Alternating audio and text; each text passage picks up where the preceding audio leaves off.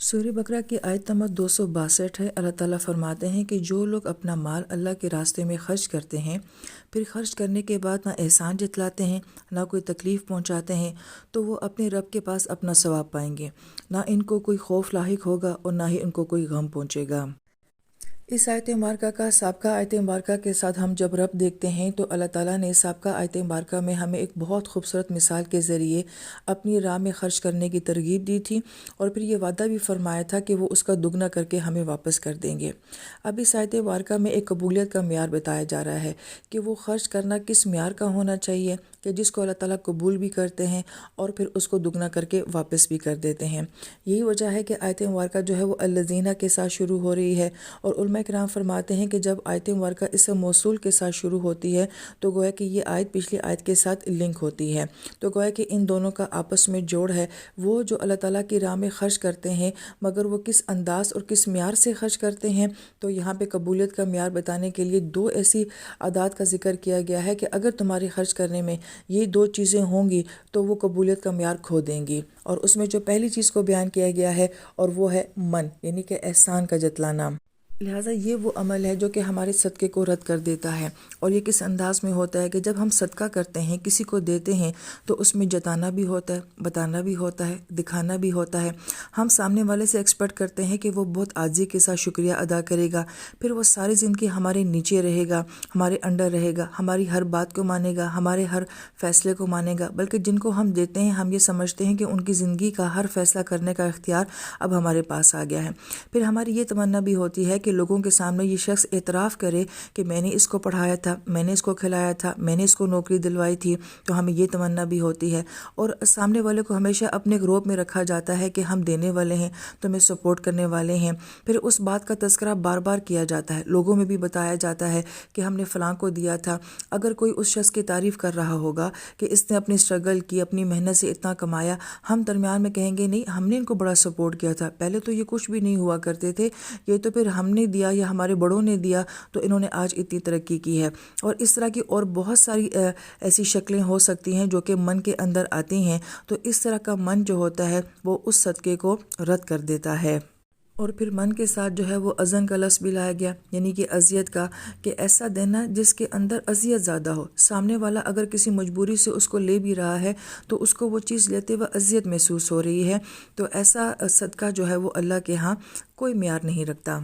پھر لفظ من کے اندر صرف الفاظ ہی نہیں آتے بلکہ انسان کے ایکسپریشن اور بیہیویئر بھی آتے ہیں، کہ بعض اوقات ہم اپنی زبان سے کچھ نہیں کہہ رہے ہوتے لیکن ہمارے فیس ایکسپریشنز ایسے ہوتے ہیں، ہمارے رویے ایسے ہوتے ہیں جو کہ سامنے والے کے اوپر احسان جتلانے والے ہوتے ہیں یا اس کو اذیت دینے والے ہوتے ہیں۔ یہی وجہ ہے کہ قرآن پاک کی مختلف آیات میں جو ہے وہ انسانی ایکسپریشنز کو بھی بہت زیادہ بیان کیا گیا ہے، کہ اللہ تعالیٰ اتنے قریب سے ہمارے عمل کو دیکھ رہے ہوتے ہیں کہ وہ ہمارے چہرے کے تاثرات اور ہمارے جو جسم کے گیسچرز ہوتے ہیں ان کو بھی قرآنی آیات کا حصہ بنایا گیا ہے، کہ کوئی انسان کوئی کام کرتا ہے تو کن ایکسپریشنز کے ساتھ وہ کام کرتا ہے۔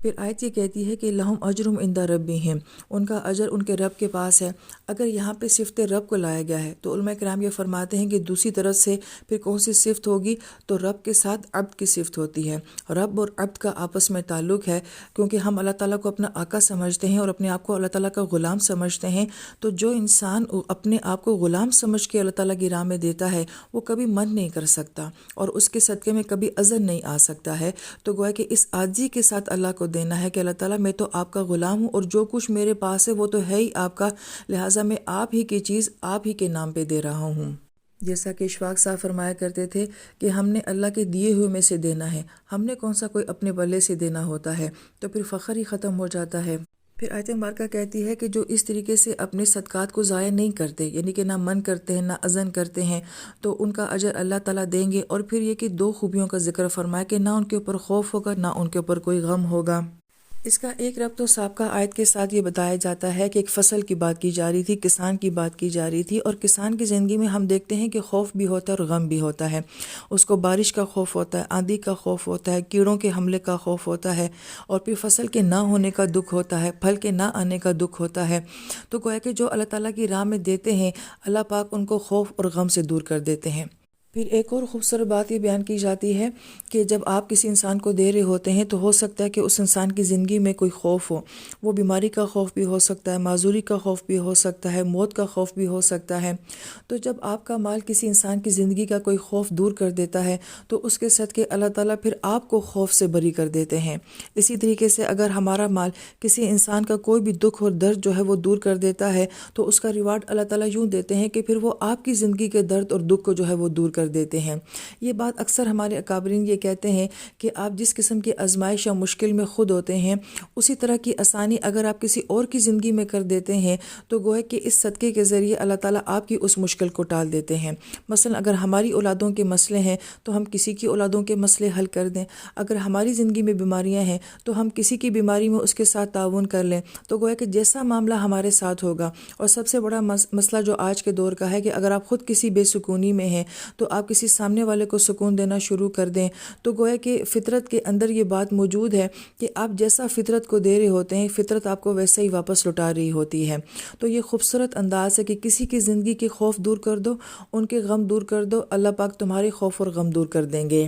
پھر آیت نمبر 263 میں اللہ تعالیٰ فرماتے ہیں کہ اچھی بات کہہ دینا اور درگزر کر دینا اس صدقے سے بہتر ہے کہ جس کے بعد کوئی تکلیف پہنچائی جائے، اور اللہ تعالیٰ کی ذات بہت بے نیاز ذات ہے اور بہت بردبار ذات ہے۔ اس خوبصورت آیت مبارکہ میں جو پہلی بات ہمیں سمجھائی گئی ہے کہ اگر آپ سے کوئی مانگنے کے لیے آتا ہے اور اس وقت اگر آپ کے پاس دینے کی وسعت نہیں ہے تو اچھے انداز میں معذرت کر لی جائے، نرم الفاظ میں معذرت کر لی جائے۔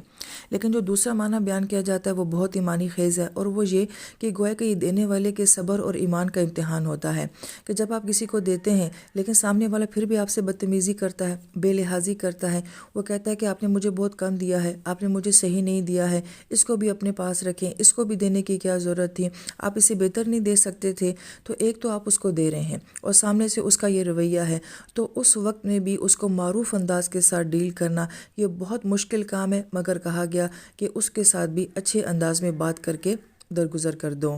پھر اچھی بات کے ساتھ مغفرہ کا لفظ استعمال کیا گیا ہے۔ تو پہلی بات تو یہ کہ ان دونوں الفاظ کا بھی آپس میں بڑا گہرا تعلق ہے کہ بعض اوقات مال ہی نہیں، انسان کے اچھے الفاظ بھی انسان کو اللہ تعالیٰ سے معافی دلا دیتے ہیں۔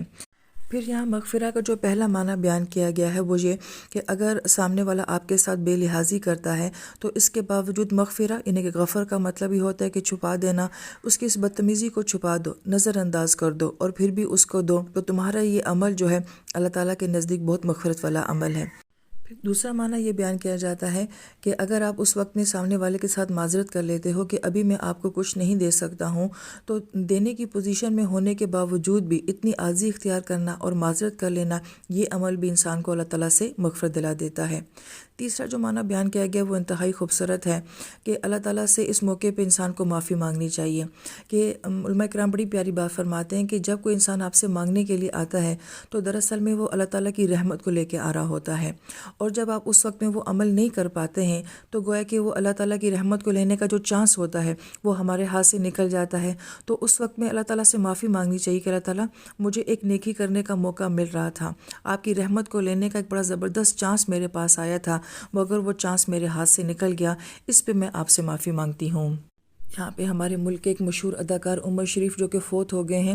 مجھے ان کا ایک واقعہ بہت اچھا لگا کہ بہت عرصے کے بعد ان کو اپنی ایک تنخواہ ملتی ہے اور اسی وقت میں کوئی عورت آ کے اس کو مانگتی ہے تو اپنی ساری تنخواہ ان کو دے دیتے ہیں۔ تو ساتھی یہ کہتے ہیں کہ آپ کو بڑی ضرورت تھی اور مہینوں بعد تنخواہ ملی اور آپ نے اس کو دے دی۔ انہوں نے بڑی پیاری بات کہی کہ جب اس عورت نے اللہ تعالیٰ کے ساتھ دعا مانگی ہوگی کہ اللہ میرا یہ مسئلہ حل کر دو، تو آسمانوں پہ یہ فیصلہ ہوا ہوگا کہ اس عورت کو عمر شریف کے پاس بھیج دو، عمر شریف اس کا مسئلہ حل کرے گا۔ تو اب مجھے اس بات سے حیا آتی ہے کہ جو ڈیوٹی آسمانوں پہ اللہ تعالیٰ نے میری لگائی ہے میں اس ڈیوٹی سے انکار کیسے کر دوں۔ تو گویا کہ جب کوئی انسان اللہ تعالیٰ سے دعا کر رہا ہوتا ہے کہ اللہ میرا یہ مسئلہ حل کر دے، کہیں سے مجھے کچھ دے دیں، تو اس کے بعد وہ جس انسان کے پاس جاتا ہے تو اس کا مطلب ہے کہ اللہ تعالیٰ نے اس کے دل میں یہ ڈالا ہوتا ہے، اللہ تعالیٰ اس بندے کو آپ کے پاس بھیج رہے ہوتے ہیں، تو گویا کہ وہ بھیجنے والا پیچھے کون ہوتا ہے؟ وہ اللہ ہوتا ہے۔ تو ہم گویا کہ بندے کو تھوڑی انکار کر رہے ہوتے ہیں، ہم اللہ تعالیٰ کی ذات کو انکار کر رہے ہوتے ہیں۔ بعض اوقات کسی کی بات آپ کو کیسے فائدہ پہنچا دیتی ہے، چاہے اس کا بیک گراؤنڈ کچھ بھی ہو،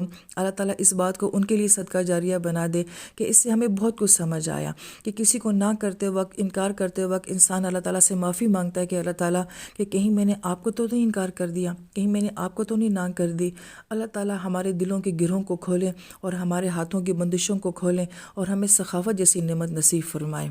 پھر آیت مبارکہ کے آخر میں دو صفات لائی گئی ہیں، ایک غنی اور ایک حلیم۔ غنی وہ ذات ہوتی ہے جس کو کسی کی کوئی ضرورت نہیں ہوتی، اور حلیم صبور سے اوپر والا درجہ ہے کہ جو آپ کی خطاؤں کو دیکھنے کے باوجود آپ سے درگزر کر رہا ہو تو وہ ذات حلیم ہوتی ہے۔ لہٰذا اللہ تعالیٰ کی ذات کو ہمارے کسی بھی مال کی کوئی ضرورت نہیں ہے، کسی بھی نیکی کی کوئی ضرورت نہیں ہے۔ پھر ہمارے دینے میں، ہمارے معاملات میں بہت ساری کمی کوتاہیاں ہوتی ہیں جو وہ ذات دیکھنے کے باوجود بھی معاف کر رہی ہوتی ہے۔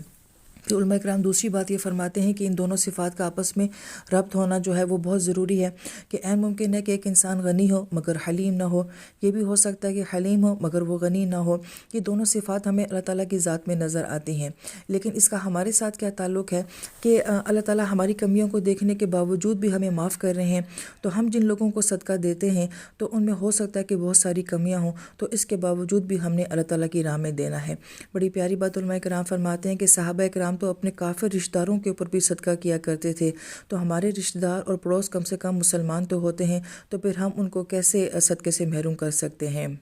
تو ہمیں بھی چاہیے کہ ہم سامنے والے کی بہت ساری کمیوں کو دیکھنے کے باوجود جو ہے درگزر کر دیں اور صرف اللہ تعالیٰ کا حکم پورا کریں، اور اس وقت ہماری نیت یہ ہو کہ اللہ تعالیٰ میرے عمل میں جو کمی کوتاہیاں ہیں آپ اس کو دیکھ رہے ہیں اور آپ مجھے معاف فرما دیں۔